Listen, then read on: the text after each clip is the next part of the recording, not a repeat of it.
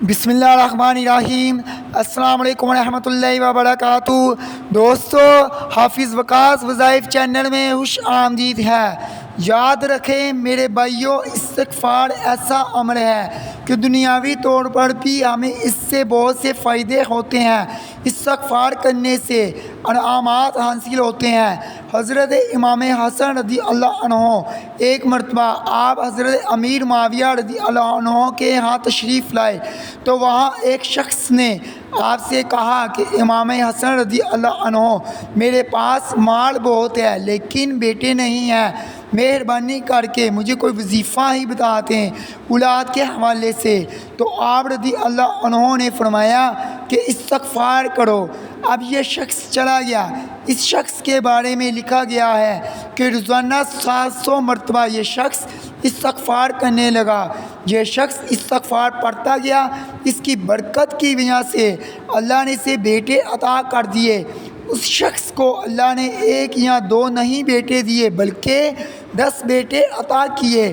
حضرت امیر معاویہ رضی اللہ عنہ کو جب اس شخص نے کہا کہ میں نے حضرت امام حسن رضی اللہ عنہ کو کہا کہ میرے بیٹے نہیں، تو انہوں نے مجھے استغفار کرنے کا کہا اور میں نے اتنا استغفار کیا کہ اللہ نے مجھے 10 بیٹے عطا کیے۔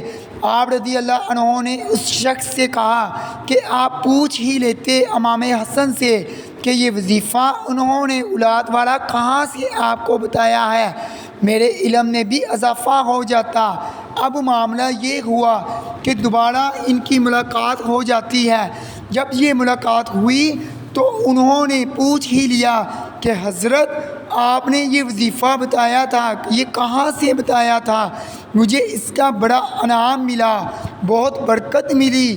تو امام حسن نے کہا کہ قرآن پاک میں حضرت ہود علیہ السلام کا قول جو بیان کیا گیا ہے اور حضرت نوح علیہ السلام کا قول جو قرآن پاک میں ہے، اللہ تعالیٰ نے یوں بیان کیا ہے کہ یعنی کہ جو استغفار کرتا ہے اللہ اس کی مدد کرتا ہے، اس مدد میں اللہ اس کو بیٹے بھی عطا کرتا ہے اور مال بھی عطا کرتا ہے۔